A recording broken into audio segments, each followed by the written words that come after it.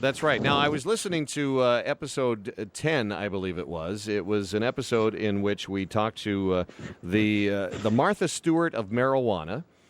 And we also talked with, at the time, Jay Campidonia was on the program, and he was being hustled, we think, by some sexy babe on Twitter at the time.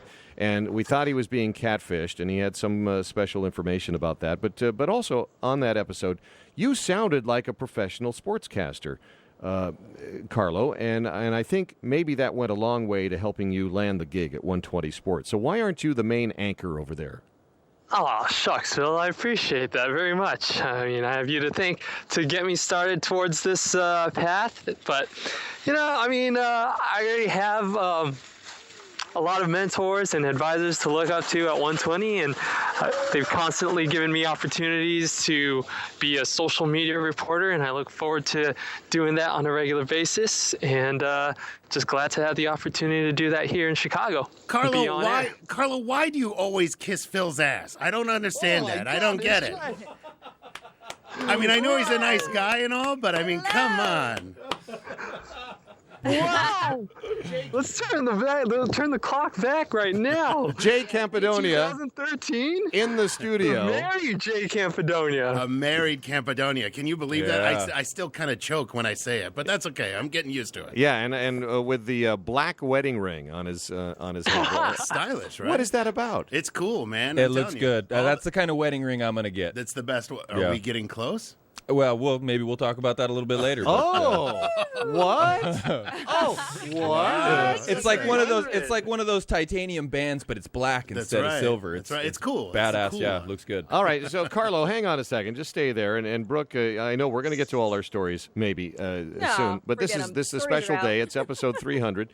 And Jay Campidonia is here, and not only is he married, but if you follow him on Facebook, you realize that he posts once a year. That's true. and the last thing he posted was a few days ago, and it was an ultrasound of a baby. It's a baby. Saw that. Thumbs upped it. Thank you. Yep. Thank you. Congrats, man. I know, it's incredible. Yeah, and you say a baby boy, and I say, how do you know it wasn't just a bubble of fluid? You mean that thing that looked like an extra leg? Yes. Yeah, no. We had to take a special test. Oh. So, the special test gives us a 99.9%, reading. So it came up blue instead of pink, is that right? Yeah, kind of. Something like that. Yeah, they went in there and they had to, count all the chromosomes to make sure everything was in the right places. Oh. So that's how we found out so early. It's a healthy baseball-playing, football-playing boy, huh? So far, so good. Yeah? So far, so good. Yes, we're very happy. We're very blessed. Going to come right out. You're going to show him how to throw a ball and how to get a spiral and I know. Take him beer drinking and to the brothel and all that stuff, right? Yeah, I think his first outing will be, 6 months? That's appropriate to bring a kid to a bar, right? Yeah. Okay. You're going to be one of those kids who takes one of those parents who takes the kids to the basketball game or the hockey game and they're not wearing those headphones to protect their ears from the noise. It's funny you say that. I see that a lot, and I see it more often now. Yeah. The only time he'll wear headphones is when he take him to the shooting range. That's about it. Yes, right. Let him get the full fan experience at the game. You don't want to blow out his eardrums. Yeah. Now, careful. Kids have what do you call that, oral fixation thing. You want to be careful around guns. Well, that's true. When That's very teaching true. a baby how to shoot a gun. Yes. Well, we had this debate the other night with my folks. 5 years old is okay for a BB gun, right?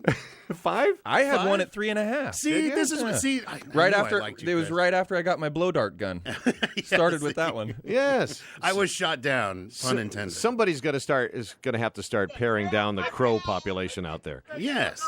Listen to this. Carlo's getting yelled to move it along. Hey, Stick your phone next to Hey, him. Carlo, put that lady on the show. All right. Please. Sounds like a bum fight. Yeah, she just gave me a dirty look and walked away. Well, at least give her $1 before you shuffle her on her way. Come on. I've given out way too many dollars around the streets of Chicago. Yes, and then what did you get for it? More dollar bills. Yeah, there you go. It's 10 degrees out there in Chicago, and he's on the street talking to us on his cell phone. Oh, that sucks. It does. I am impressed, though. Hats off to your cellular company for the reception. Hey. Yeah, and a big broadcaster like you can't afford one of those little microphones to plug into your cell phone, so you don't have to talk like. Chicago. Not that fancy yet. All right. Hey, well, while everybody's here, let's take a quick break, and then we'll do a little something like a regular show, because Gary, our travel guy, is standing by, and he wants to talk about famous Christmas spots, and that's coming up in our next segment, which begins in about 45 seconds or so.